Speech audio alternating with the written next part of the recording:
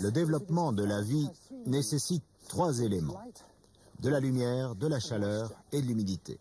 La raison pour laquelle des arbres tels que ceux-ci ne poussent pas plus au nord ne tient pas seulement au froid, mais aussi aux longs mois sombres de l'hiver. Ils n'auraient pas assez de lumière pour poursuivre leur croissance. Ici, au nord de la Norvège, à 500 km du cercle arctique, cette lumière est à peine suffisante. Et le froid peut être extrême. On a enregistré dans ces forêts des températures de moins 70 degrés. Et en hiver, s'y produisent de très fortes chutes de neige.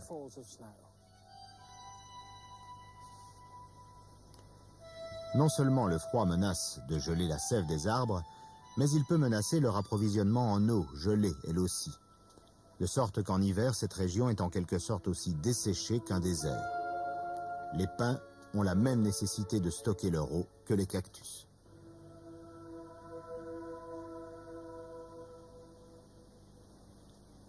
C'est pourquoi leurs aiguilles sont protégées par une peau épaisse, presque imperméable. Cette peau n'est pas comestible. Par contre, les graines que contiennent les cônes des pins constituent durant l'hiver l'une des seules nourritures disponibles dans la forêt. Grâce à un bec croisé, qui lui a donné son nom, cet oiseau a la possibilité de séparer les écailles des cônes pour en sortir les graines.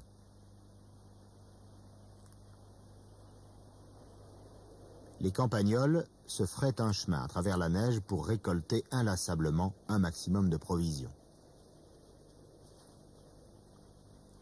La forêt hivernale ne pouvant ainsi nourrir que quelques herbivores, les prédateurs sont aussi peu nombreux. La chouette laponne a des pattes particulièrement longues, conçues pour agripper sa proie dans la neige. Elle patrouille longuement, car les occasions de se nourrir sont plutôt rares.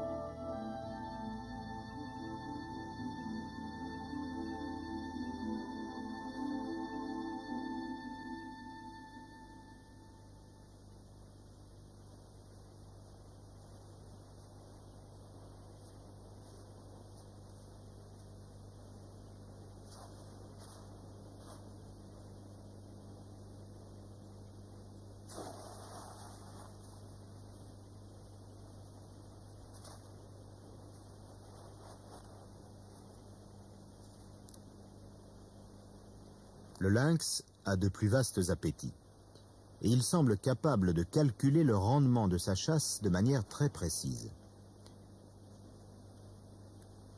Tout se passe comme s'il savait que s'il n'attrape pas le lièvre qu'il convoite sur une distance de 150 mètres, eh bien la quantité de viande qu'il obtiendrait ne serait pas suffisante pour compenser sa dépense d'énergie. Alors, tout simplement, le lynx abandonne.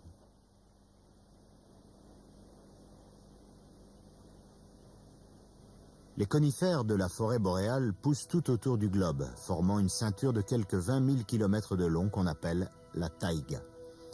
À partir de la Scandinavie, elle s'étend à travers le nord de l'Europe, la Sibérie et jusqu'aux rives du Pacifique, et plus loin, en Amérique du Nord. Durant la dernière ère glaciaire, lorsque les mers étaient plus basses, le détroit de Bering n'existait pas et cette ceinture se prolongeait sans interruption jusqu'en Amérique du Nord.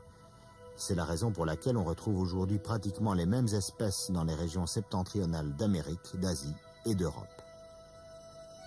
Mais avec l'arrivée du printemps, les forêts de chaque continent reprennent un caractère particulier.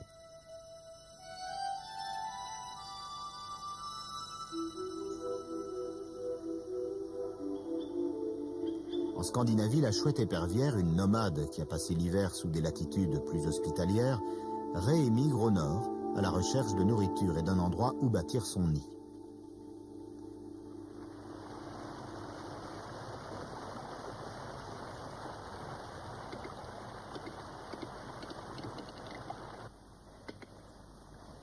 Le grand coq de bruyère ou grand tétras établit son territoire de la Norvège à la Sibérie, ainsi qu'un des seuls mangeurs d'aiguilles de pin, le tétralyre.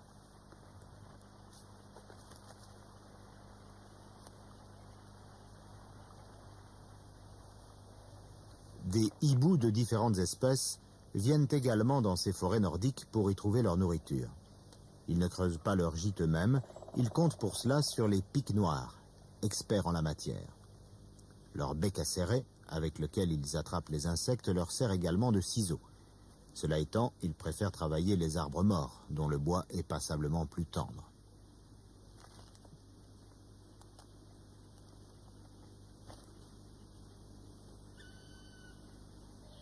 L'anémone des bois est maintenant en fleurs, de même que les pins. Chaque arbre porte à la fois des fleurs mâles et femelles qui arrivent à maturité avec un certain décalage dans le temps, afin que les fleurs femelles puissent être fertilisées par le pollen des autres arbres. La chaleur est maintenant à son comble. Les derniers visiteurs de l'été arrivent et toutes les forêts du Nord retentissent de leurs chants.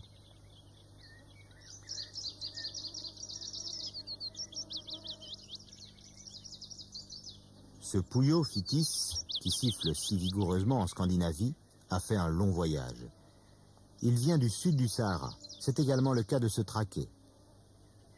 Ils n'ont pas voyagé pour rien. Ici, la nourriture abonde. Il y a des myriades d'insectes.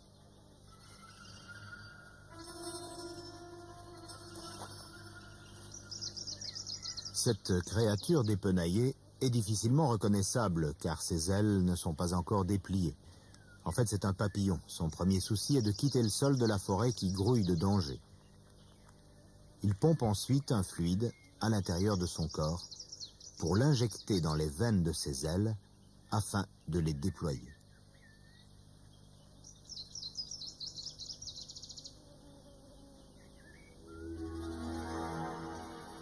Ici, les papillons déposent leurs œufs afin que les chenilles puissent se nourrir sur les jeunes pousses. Les fourmis des bois qui ont raté leur proie au sol vont en chercher d'autres sur les branches.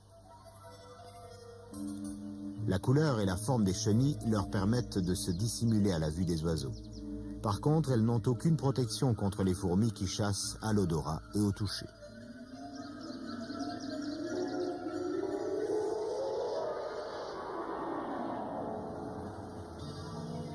Les larves de la tentraide forment un essaim sur les pousses de pin. Elles possèdent, contre les fourmis, une défense chimique. En mangeant, elles emmagasinent une partie de la résine des aiguilles de pin dans une poche buccale. Quand une fourmi les attaque, elle lui dépose sur la tête une goutte de cette résine qui lui endommage les yeux et les antennes. La fourmi est dès lors complètement désorientée. Même si elle retrouve le chemin de son nid, elle continuera à dégager une odeur telle que les autres fourmis la considéreront comme une intruse et la tueront.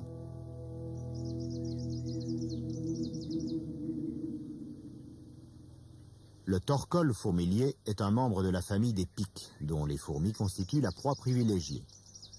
Comme ses cousins, le torcol fourmilier fait son nid dans le tronc des arbres, mais il ne le creuse pas lui-même, il préfère squattériser celui d'un autre pic.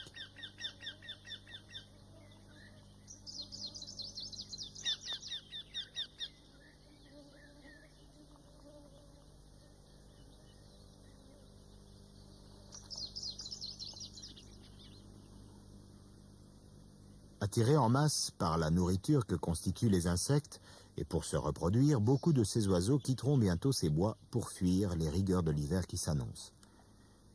Certains, comme le grive mauvi, partiront vers des pâturages plus au sud. Le bruant, quant à lui, dès qu'il aura achevé sa mue, s'envolera vers des régions plantées de hêtres.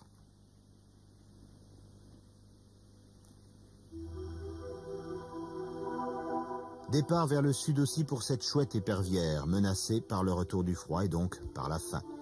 Sous sa route, la forêt change d'apparence. Aux rangées de conifères sombres succèdent des arbres aux feuilles vert tendres, des chênes, des frênes, des hêtres, des bouleaux.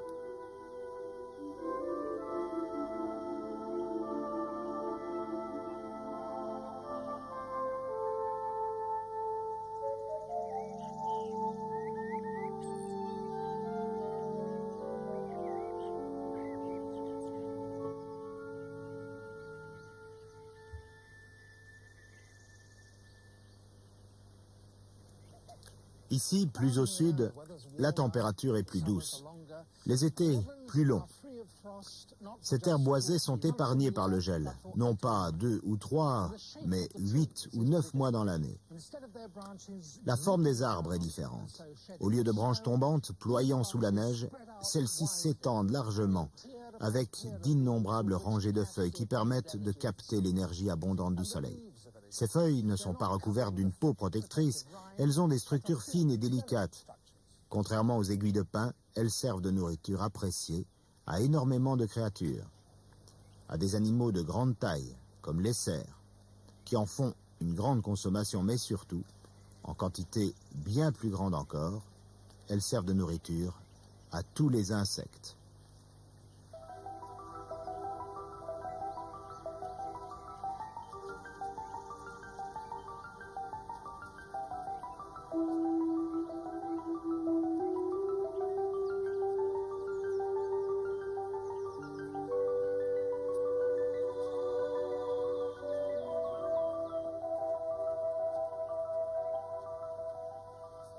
La voûte de la forêt, à cette période tardive de l'été, abrite plus d'oiseaux qu'à aucun autre moment de l'année. Les oiseaux migrateurs récemment arrivés en provenance du nord et les oiseaux à demeure qui rassemblent de la nourriture en prévision de la seconde couvée de la saison. On y observe également des oisillons qui commencent à chercher eux-mêmes leur nourriture, hésitant encore à déterminer ce qui est comestible et ce qui ne l'est pas. La plupart d'entre eux vont à la chasse aux insectes, et la récolte est énorme. Le grimpero est friand des insectes qui vivent sur les écorces, comme ce sphinx du peuplier, qui essaie de se défendre en simulant la férocité.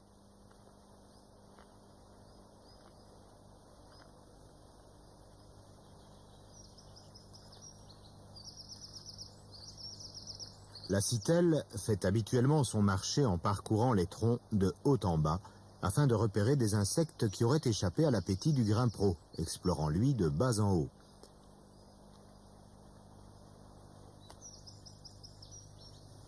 Les plus grands experts en la matière sont une fois encore les pics, dont le pic épêche est un digne représentant. Son ouïe est exceptionnelle. Il localise les larves uniquement au bruit infime qu'elles font en se déplaçant à l'intérieur des écorces.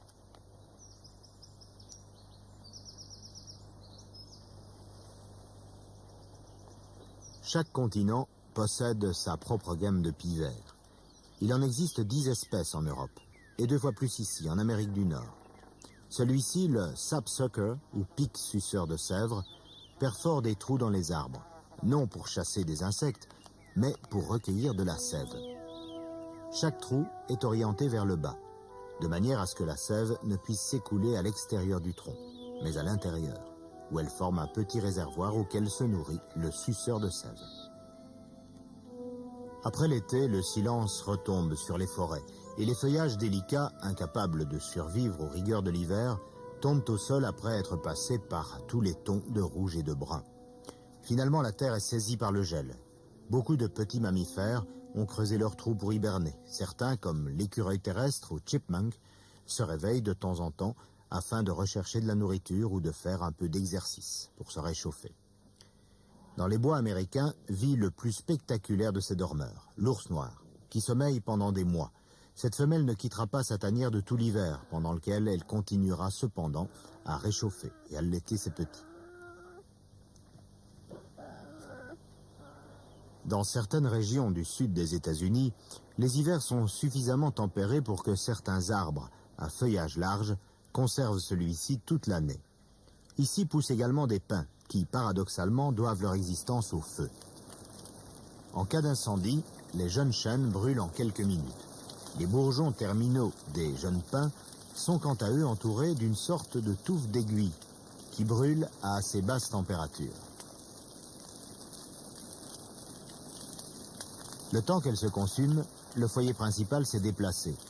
Et au bout de la tige, le bourgeon, à partir duquel se développera un nouveau rameau, est indemne. Ces feux, généralement allumés par la foudre, sont de courte durée, mais ils débarrassent la forêt de ses arbres morts.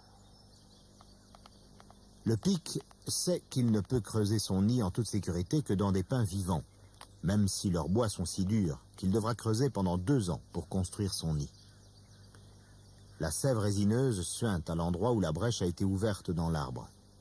Les oiseaux percent leur trou très bas sur le tronc, là où la sève ne coule pas et où le bois est assez épais pour installer un nid suffisamment vaste. L'écoulement de la résine est dévié vers l'extérieur par le forage de canaux au-dessus et au-dessous de l'entrée du nid.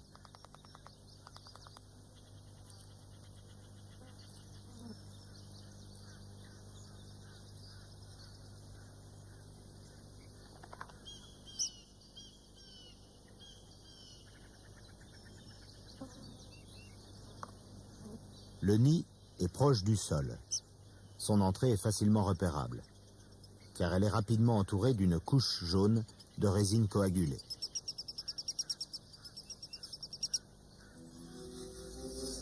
Le serpent ratier est un grand prédateur. C'est un grimpeur extrêmement adroit.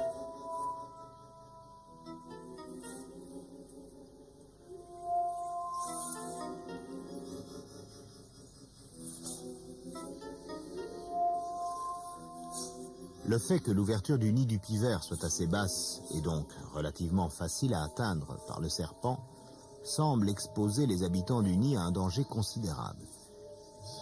Mais la véritable fonction de la résine va maintenant vous apparaître.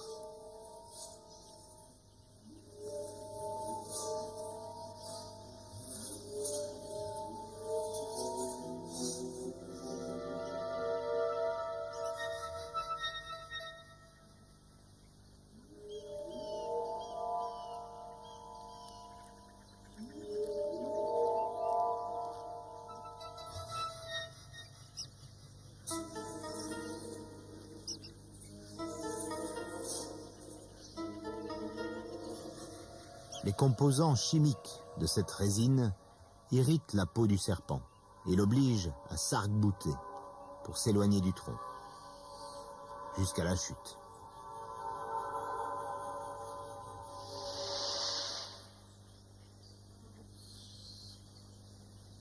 Les dégâts provoqués par les feux peuvent souvent être constatés dans les forêts de pins du sud et de Californie. Cet arbre mesure 12 mètres de large à la base et 80 mètres de hauteur. C'est un séquoia géant que l'on estime âgé de 2500 ans. Cet autre séquoia, baptisé Général Sherman, est légèrement plus grand. Son poids est estimé à près de 1400 tonnes. C'est l'organisme vivant le plus lourd au monde. On pense qu'il a entre 3500 et 4000 ans. Et les séquoias se sont développés en Amérique du Nord durant l'ère glaciaire. Mais il y a 8000 ans, quand la Terre a commencé à se réchauffer, ils ont disparu, à l'exception de quelques groupes isolés dans les montagnes de la Sierra Nevada, enneigées pendant pratiquement 6 mois de l'année. Les conifères doivent une grande partie de leur prolifération à leur capacité d'adaptation au climat changeant du Nord. Ils peuvent survivre aussi bien aux jours sombres et glacés de l'hiver qu'à la chaleur et aux feux ravageurs de l'été. Si nous descendons plus bas vers le sud, à 1600 km d'ici, nous arrivons sous les tropiques où le climat est radicalement différent. Plus de variations véritables, mais un niveau